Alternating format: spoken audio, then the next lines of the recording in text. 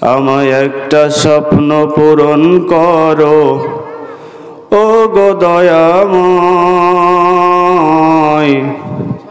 তোমার পথে চলতে গিয়ে মরণ যেন হয়। লিল্লাহে তাকবীর। বসে থাকলে নেকি হবে, তেলাওয়াত করলে নেকি দিবেন কে? আল্লাহ। আমরা সেই আল্লাহর খুশির জন্য তেলাওয়াত করব। ফাউযু বিল্লাহি মিনাশ শাইতানির রাজীম। বিসমিল্লাহির রহমানির রহিম। ইয়া আইয়ুহাল্লাযীনা আমানু ইত্তাকুল্লাহ হাক্কা তুকাতিহি ওয়া লা তামুতুন্না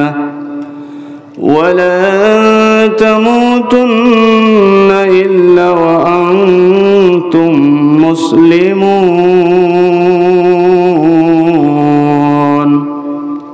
قال الله تعالى يا أيها الناس اتقوا ربكم الذي خلقكم من نفس واحدة وخلق منها زوجها وبث منهما رجالا كثيرا والنساء واتقوا الله الذي تساءلون به والأرحم إن الله كان عليكم رقيبا. وقال تعالى يا أيها الذين آمنوا اتقوا الله وقولوا قولا سديدا يصلح لكم أعمالكم ويغفر لكم ذنوبكم ومن يطع الله ورسوله فقد فاز فوزا عظيما. بعد أعوذ بالله من الشيطان الرجيم. بسم الله الرحمن الرحيم. ألهاكم التكاثر حتى زرتم المقابر كلا سوف تعلمون. الآخر آيات. فإنه تعالى خير الحديث كتاب الله وخير الهدي هدي محمد صلى الله عليه وسلم وشر الأمور محدثاتها وكل محدثة بدعة وكل بدعة ضلالة وكل ضلالة في النار. وقال النبي الأمين صلى الله عليه وسلم من عمل عملا ليس عليه أمرنا فهو رد. إلى آخر الحديث. يا أيها الذين آمنوا صلوا عليه وسلموا تسليما. محبতের সহিত দুরূদ ইব্রাহিম পাঠ করি। আল্লাহুম্মা সাল্লি আলা মুহাম্মাদিন ওয়া আলা আলি মুহাম্মাদ কামা সাল্লাইতা আলা ইব্রাহিম ওয়া আলা আলি ইব্রাহিম إنك حميد مجيد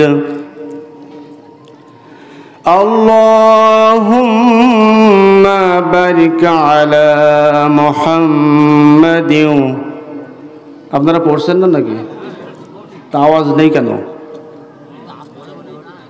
মনে মনে পড়তেছেন ক্ষুধা লাগছে নাকি একটু জোরে সোরে পড়েন আল্লাহুম্মা বারিক আলা মুহাম্মাদিন ওয়া আলা আলি মুহাম্মাদ কামা বারাকতা আলা ইব্রাহিম ওয়া আলা আলি ইব্রাহিম ইন্নাকা হামিদুম মাজিদ। সম্মানিত হাজিরিন, অধ্যকার এই মাহফিলের সম্মানিত উপস্থিতি, সম্মানিত সভাপতি সাহেব, প্রধান অতিথি এবং মঞ্চে উপবিষ্ট আমন্ত্রিত মেহমানগণ এবং আমার সামনে উপবিষ্ট দ্বীনি ভ্রাতৃত্ব ভাইরা, শুকরিয়া আদায় করি সেই মহান আল্লাহ রাব্বুল আলামিনের। সকলে বলি আলহামদুলিল্লাহ। শান্তি অবতীর্ণ হোক নবী মুহাম্মদ রাসূলুল্লাহ, সকলে বলি সাল্লাল্লাহু আলাইহি ওয়াসাল্লাম। সম্মানিত হাজিরিন, আজকের দ্বীনি প্রোগ্রামে মানুষকে জোর করে বসাতে হয়, কিন্তু এখানে যদি একটা গানের আয়োজন করা হতো তাহলে কিন্তু কাউকে ডাকা লাগতো না। যখন ঢোলের বা গানের আওয়াজ চলে আসতো তখন দূর দূরান্ত থেকে শ্রোতারা চলে আসতো, কিন্তু কোরআনের বাণী শোনার জন্য কোনো মানুষের হৃদয় প্রকম্পিত হচ্ছে না এবং আগ্রহ প্রকাশ করছে না। সম্মানিত হাজিরিন, চিন্তার কিছু নাই, চিন্তার কিছু নাই। নবী মুহাম্মদ রাসূলুল্লাহ সাল্লাল্লাহু আলাইহি সাল্লাম বলছেন, অল্প সংখ্যক মানুষ নিয়ে ইসলাম প্রতিষ্ঠিত হয়েছে। বাদাল ইসলামু গরিবান ওয়াসা ইয়াউদু কামা বাদা গরিবান ফাতুবু আলাল গুরাবা। বলেন সুবহানাল্লাহ। আল্লাহ যাদেরকে পছন্দ করবেন, যাদেরকে মনোনীত করবেন তাদেরকে এখানে বসাবেন, যাদের মনোনীত করবেন না তাদের এখানে বসাবেন না। আল্লাহ যাদের কল্যাণ চান তারাই শুধুমাত্র এখানে বসতে পারবেন, যাদের কল্যাণ চান না তারা এখানে বসবেন না। সম্মানিত হাজিরিন, আমি সূরা তাকাসুর যে বিষয়ে আমার শ্রদ্ধেয় চাচাজি আজিবাস চাচা আলোচনা করছিল, আমি 7 মিনিট সময় পাবো, সেই 7 মিনিটে যতটুকু বলা যায় ইনশাআল্লাহ। সূরা তাকাসুর 30তম পারার ছোট্ট একটি সূরা। কত পারার? কোরআন মাজিদের 30 পারার ছোট্ট একটা সূরা, এর 3টা আয়াত আমি তেলাওয়াত করছি। আল্লাহ রাব্বুল আলামিন বলছেন, বিসমিল্লাহির রহমানির রহিম আলহাকুমুত তাকাসুর। পরম করুণাময় আল্লাহর নামে শুরু করছি। আলহাকুমুত তাকাসুর, অধিক পাওয়ার আকাঙ্ক্ষা মানুষকে পরকাল থেকে গাফেল করে ফেলে। অধিক পাওয়ার আকাঙ্ক্ষা মানুষকে পরকাল থেকে গাফেল করে। কোন কাল থেকে গাফেল করে বলেন? পরকাল থেকে গাফেল করে। আজকের যদি দুনিয়াবি স্বার্থ ত্যাগ করত, পরকালীন স্বার্থকে ধরে রাখত, তাহলে কোনো মানুষ বাইরে ঘোরাফেরা করতে পারতো না। ঠিক কিনা বলেন? পরকালীন স্বার্থকে ধরে রাখতে হলে, বুকে লালন করতে হলে এই দ্বীনি মজলিসে এসে বসতে হবে। আজকে যারা বাইরে ঘোরাফেরা করছে তাদের দুনিয়াবি স্বার্থ জড়িত আছে না নাই? সম্মানিত হাজিরিন, সাহাবায়ে কেরামেরা, তাবেঈনেরা, সাহাবায়ে কেরাম যারা ছিলেন, আল্লাহ রসুল যখন হাদিসের দার্স দিতেন, খেয়ে না খেয়ে সেই দার্স শুনতেন, খাওয়ার কথা মনে থাকতো না। সুবহানাল্লাহ। অথচ আজকের এই মানুষ হয়ে গেছে সম্পদের মোহে পাগল।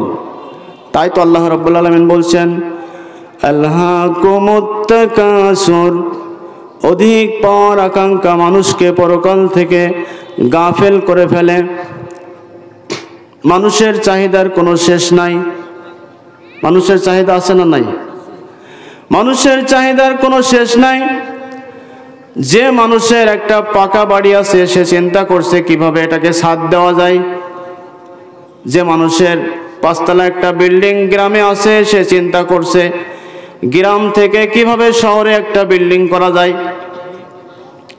সাতক্ষীরা শহরের বুকে যদি একটা বিল্ডিং থাকতো তাহলে এই গ্রামের পরিবেশে আমাকে থাকতে হতো না। যখন তার শহরের বুকে একটা বিল্ডিং নির্মাণ হয়ে যাবে তখন তার চিন্তা হবে জেলা পর্যায়ে যখন বিল্ডিং হয়ে গেছে এবার আমাকে যেতে হবে বিভাগীয় পর্যায়ে, এভাবে রাজধানী পর্যায়ে, রাজধানী থেকে অন্য অন্য দেশে আমেরিকা যাওয়ার ইচ্ছা জাগে না? যাদের টাকা আছে তাদের চিকিৎসা হয় কোন দেশে বলেন? কোন দেশে চিকিৎসা হয়? সিঙ্গাপুর চিকিৎসা হয়। আর যাদের টাকা নাই তাদের চিকিৎসা হয় কোথায়? সদর হাসপাতালে, কিন্তু তাও সিট থাকে না। কি থাকে না? একেবারে সিট থাকে না, ফ্লোর করতে হয়, মশার কামড় খেতে হয়। আল্লাহ রাব্বুল আলামিন বলছেন, হাত্তা যুরতুমুল মাকাবির। এই যে চাহিদা, এই চাহিদা ততদিন পর্যন্ত না শেষ হবে যতক্ষণ পর্যন্ত না এক কবরে পৌঁছাচ্ছে। কোথায় পৌঁছাচ্ছে? কবরে পৌঁছাচ্ছে। অত্র আয়াতের ভিতরে একটা ব্যাখ্যায় আসছে, আপনারা শুনেছেন হযরত খিজির আলাইহিস সালামের কথা। কার কথা শুনেছেন? ইনি কোন নবীর সমসাময়িক নবী ছিলেন বলেন তো? আলহামদুলিল্লাহ, হযরত মুসা আলাইহিস সালামের সমসাময়িক নবী ছিলেন হযরত খিজির আলাইহিস সালাম। ইনি অনেক ঘটনা আছে, আমি ছোট্ট করে একটা বলছি। খিজির আলাইহিস সালাম যে রাজ্যে বসবাস করে এই রাজ্যের শাসক বলে দিল, ও খিজির আলাইহিস সালাম তুমি শুনে রাখো, যদি আমার রাজ্যে বসবাস করতে চাও তাহলে তোমাকে কর দিয়ে বসবাস করতে হবে। কি দিয়ে বসবাস করতে হবে? কর দিয়ে বসবাস করতে হবে। খিজির আলাইহিস সালাম যে রাজ্যে বসবাস করত এই রাজ্যের শাসক বলে দিলেন এই কথা। শাসক একজনকে পাঠালেন, যাও চলে যাও খিজিরের কাছে চলে যাও। খিজির আলাইহিস সালামের কাছ থেকে তার যে ধার্যকৃত কর আছে, যে ধার্য করা হয়েছে যে কর, এই কর তার থেকে গ্রহণ করে নিয়ে আসো। হযরত খিজির আলাইহিস সালাম আছেন সেখানে। এই শাসকের একজন ব্যক্তি চলে গেলেন, আদায়কারী চলে গেলেন কর আদায় করতে। খিজির আলাইহিস সালামকে যে বললেন, ও খিজির আলাইহিস সালাম, আমাকে শাসক পাঠিয়েছেন, আপনি আপনার এই রাজ্যে বসবাস করতে গেলে, শাসকের এই রাজ্যে বসবাস করতে হলে অবশ্যই আপনাকে কর দিয়ে বসবাস করতে হবে। এখন আপনি করটা দিয়ে দেন, আমি নিয়ে চলে যাই। হযরত খিজির আলাইহিস সালাম বলছে, যাও ভাইজান, ওইখানে স্বর্ণ মুদ্রা মণিমাণিক্য আছে, তোমার যা মনে চাই, যতটা মনে চাই ততটা এখান থেকে নিয়ে চলে যাও। হযরত খিজির আলাইহিস সালাম যখন বলে দিলেন, এই ব্যক্তি খুশিতে বাকবাক হয়ে গেছে যে আহারে, এই সম্পদ আমি নিয়ে যাব, এই সম্পদগুলো আমি নিয়ে সবগুলো যদি আমি আমার শাসককে না দিয়ে আমি কিছু রাখি, এটা আমার জন্য কি হবে? অনেক ভালো হবে। তার ভেতরে লোভ কাজ করলো। কি কাজ করলো? লোভ কাজ করলো। সে একটা বস্তা নিল হাতে করে, বস্তা নিয়ে স্বর্ণ মুদ্রাগুলো তাতে ঢুকাতে লাগলো। ঢুকাতে ঢুকাতে এই বস্তা পরিপূর্ণ হচ্ছে না। যত ঢুকাচ্ছে বস্তা কি হচ্ছে না? পরিপূর্ণ হচ্ছে না। তো যখন পরিপূর্ণ হচ্ছে না তখন চিন্তা করছে, এ ভুরতে ভুরতে ক্লান্ত হয়ে গেছে। ভুরতে ভুরতে কি হয়ে গেছে? ক্লান্ত হয়ে গেছে।